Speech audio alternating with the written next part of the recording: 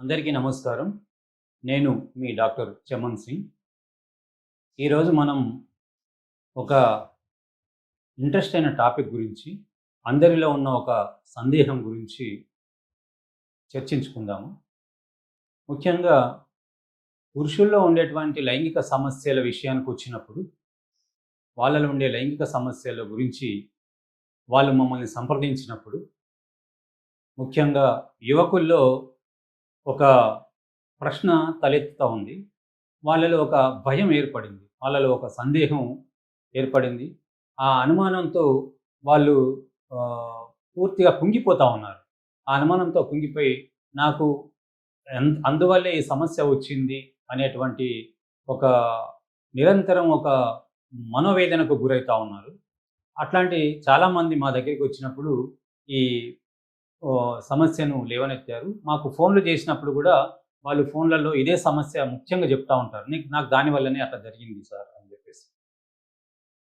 ఆ సమస్య ఏంటంటే మాస్టర్బేషన్, హస్తప్రయోగం.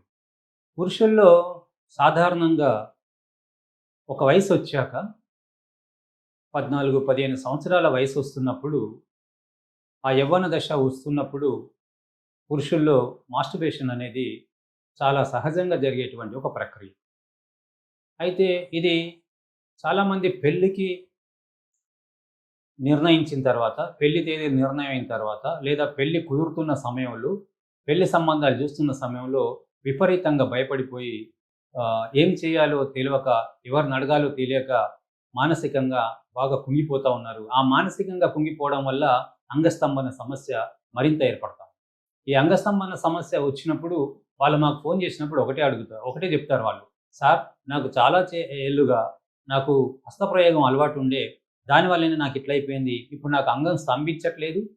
నాకు సెక్స్ చేయ చేయాలంటే భయమేస్తుంది. నాకు అంగం అస్సలే స్తంభించట్లేదు. నేను స్త్రీ దగ్గరికి పోలేను. అందుకోసం అని చెప్పేసి నా పెళ్లి వాయిదా వేసుకోదలుచుకున్నాను సార్. నేను పెళ్లి చేసుకోదలుచుకోలేదు. మా ఇంట్లో సంబంధాలు చూస్తున్నారు. నేనేం చేయాలి సార్? నేను గత కొన్నేళ్లుగా హస్తప్రయోగం చేయడం వల్లనే నాకు ఈ సమస్య ఏర్పడిందని చెప్పేసి వాళ్ళు చెప్పేస్తా ఉంటారు. కానీ నిజానికి హస్తప్రయోగం చేసుకోవడం వల్ల పురుషుల్లో అంగస్తంభన సమస్యలు వస్తాయా?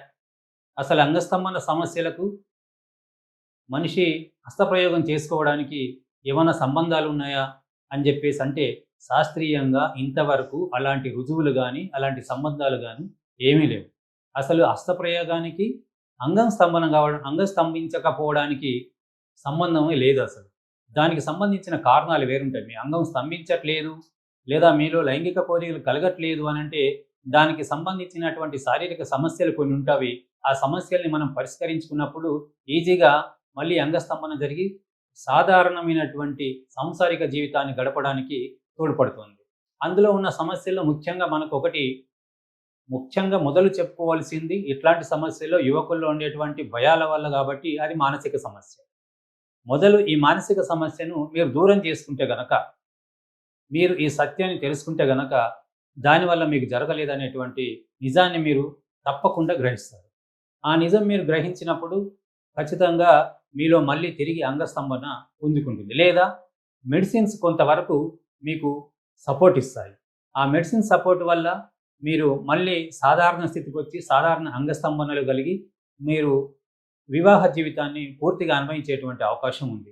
లేదా ఇంకొకటి హార్మోన్స్ తగ్గిపోవడం. అంటే టెస్టోస్టిరాన్ అనేటువంటి హార్మోన్ కొందరిలో సహజంగా కొంత తగ్గిపోయిందనుకోండి, అప్పుడు కూడా అంగస్తంభన సమస్యలు వచ్చేటువంటి అవకాశం ఉంది. లైంగిక కోరికలు కలగకపోయేటువంటి అవకాశం ఉంది.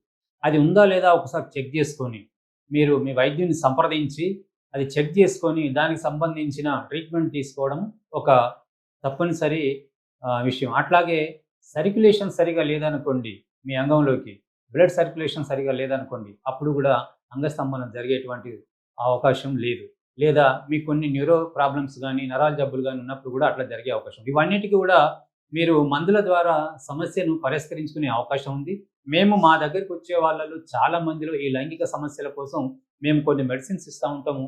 ఇవి పూర్తిగా మొక్కల నుండి తయారు చేయబడ్డటువంటి మెడిసిన్స్. ఎట్లాంటి సింథటిక్స్ కానీ, కెమికల్స్ కానీ, హానికరమైన పదార్థాలు కానీ ఏవి కానీ కలపకుండా ఈ మందులు మేము ఇస్తాము.